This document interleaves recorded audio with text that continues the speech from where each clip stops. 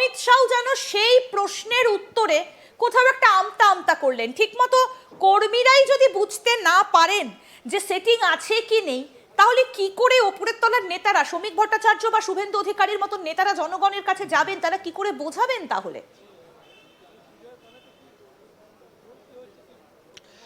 দেখো, প্রথম যে তিনি সাংবাদিক বৈঠক করেছিলেন সেই সাংবাদিক বৈঠকে কিন্তু এই প্রশ্ন অমিত শাহের কাছে একেবারে প্রশ্ন করা হয়েছিল যে এই সেটিং তত্ত্বটা নিয়ে। কিন্তু যেটা সব থেকে বড় যে আপডেট তিনি তারপর করেছেন কোর টিমের সঙ্গে, সেখানে কিন্তু অমিত শাহ তিনি কিন্তু একেবারে শীর্ষস্থানীয় মুখ শুভেন্দু অধিকারী, শ্রমিক ভট্টাচার্য, সুকান্ত মজুমদার সহ যে 5 জন সাধারণ সম্পাদক বা যে কোর টিম ছিল তাদের উদ্দেশ্যেও কিন্তু অমিত শাহ একটা বার্তা দিয়েছেন। কি সেই বার্তা? সেই বার্তাটা এটাই দিয়েছেন যে যে এই যে সেটিং তত্ত্বের কথা যেটা বলা হচ্ছে,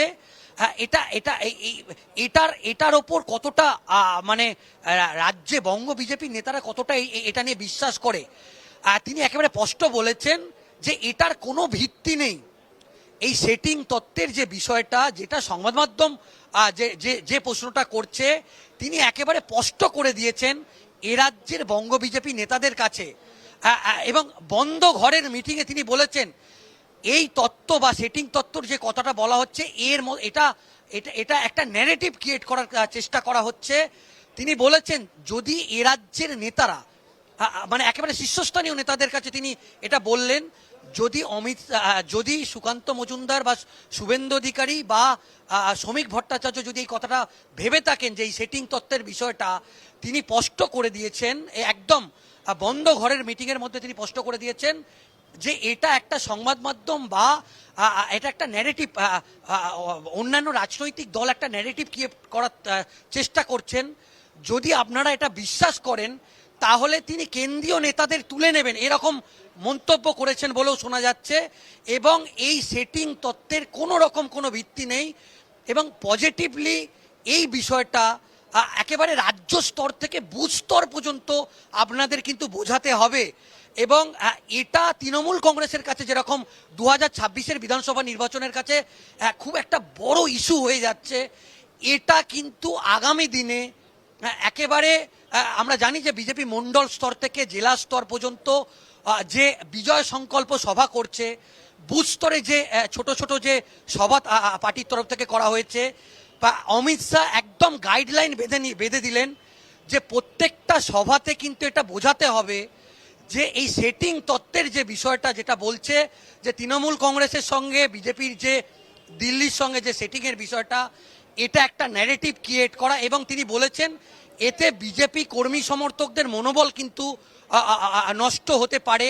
এবং 26-এর বিধানসভা নির্বাচনের আগে যদি এই ইস্যুটাকে নিয়ে তৃণমূল কংগ্রেস আরও ব্যাপকভাবে প্রচার করে, এটা কিন্তু 26-এর বিধানসভা নির্বাচনের আগে এটা একটা বিজেপির অনেক বড় ফেস লস হতে পারে, বা বিজেপি এটাতে অনেক পলিটিক্যালি এটাতে অনেক পিছিয়ে পড়তে পারে বলে অমিত শাহ একেবারে স্পষ্টভাবে জোরালোভাবে কনফিডেন্সের সঙ্গে কিন্তু রাজ্য নেতাদের কাছে কিন্তু এই বার্তা তিনি তুলে দিয়েছেন বলে আমরা জানতে পারছি।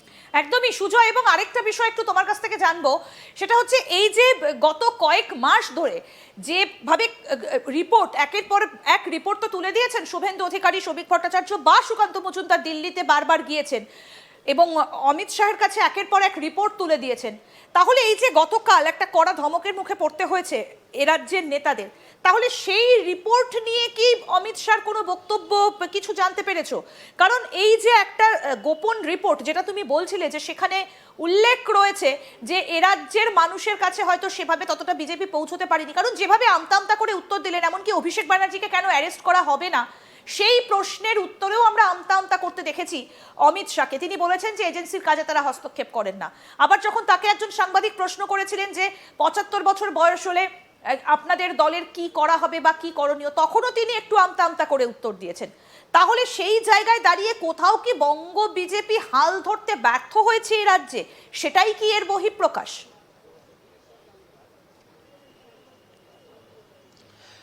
দেখো, এখনো পর্যন্ত বঙ্গ বিজেপির যে পারফরমেন্স, তিনি যে পারফরমেন্স আশা করেছিল সেই আশানুরূপ পারফরমেন্স কিন্তু এখনো পর্যন্ত নেই। বা সেটা এই পারফরমেন্সটা আরো বাড়াতে হবে। তুমি নিশ্চয়ই জানো যে অমিত শাহের দূত বলা যেতে পারে অত্যন্ত ঘনিষ্ঠ সুনীল বানসাল এবং মঙ্গল পাণ্ডে, বিশেষ করে সুনীল বানসাল অমিত শাহের একেবারে অত্যন্ত ঘনিষ্ঠ। তাকে অনেক আগেই এ রাজ্যে পাঠানো হয়েছিল যে এ রাজ্যের সাংগঠনিক কাজকর্ম দেখার জন্যে।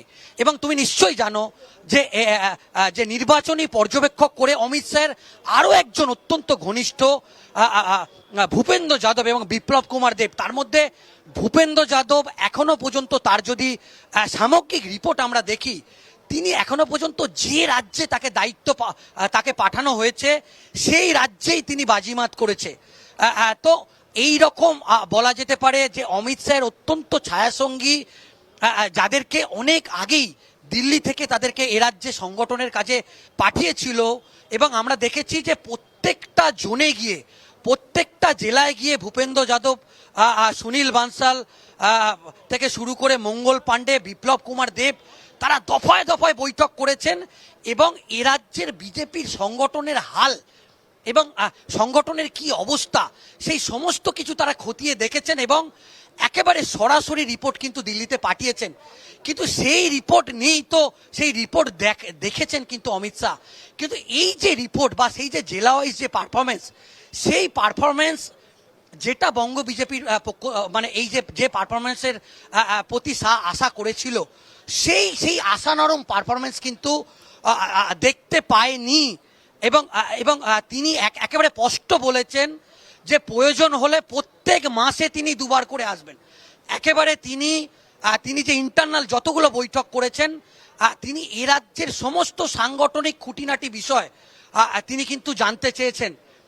এমনকি এসআইআর নিয়ে যে লেটেস্ট আপডেট কি সেটা কিন্তু যেরকমভাবে জানতে চেয়েছেন শ্রমিক ভট্টাচার্যের কাছ থেকে, শুভেন্দু অধিকারীর কাছ থেকে জানতে চেয়েছে যে এসআইআর এর পর এখনো পর্যন্ত তৃণমূল কংগ্রেস তারা কিভাবে কি প্ল্যানিং করছেন সেটাও কিন্তু শুভেন্দু অধিকারীর কাছ থেকে জানতে চেয়েছেন। তো সেক্ষেত্রে একটা বিষয় তিনি স্পষ্ট যে অমিত শাহ তিনি অত্যন্ত কনফিডেন্সের সঙ্গে বলেছেন যে পারফরমেন্স বঙ্গ বিজেপির পক্ষ থেকে তিনি আশা করেছিলেন এবং জেলায় জেলায় ঘুরেছে যে কেন্দ্রীয় পর্যবেক্ষকরা, তারা যে রিপোর্ট তার হাতে তুলে দিয়েছেন এবং যে দুজন কেন্দ্রীয় পর্যবেক্ষক, নির্বাচনী কেন্দ্রীয় পর্যবেক্ষক ভূপেন্দ্র যাদব প্রত্যেকটা জোনে জোনে ঘুরেছেন এবং আর যে দুটি প্রধান কাজ তিনি দিয়েছিলেন, একটা হচ্ছে যে 80,000 এ রাজ্যের বুথ, সেই বুথে অন্তত দুজন করে লোক মানে বিজেপি কর্মী, তার যে তালিকা সেই তালিকা যেরকম তিনি চেয়েছিলেন এবং 294টা বিধানসভা কেন্দ্রের যে কাউন্টিং যেখানে হবে সেই কাউন্টিং এজেন্ট আরও দুজন করে তৈরি করা, যে তালিকা তৈরি করা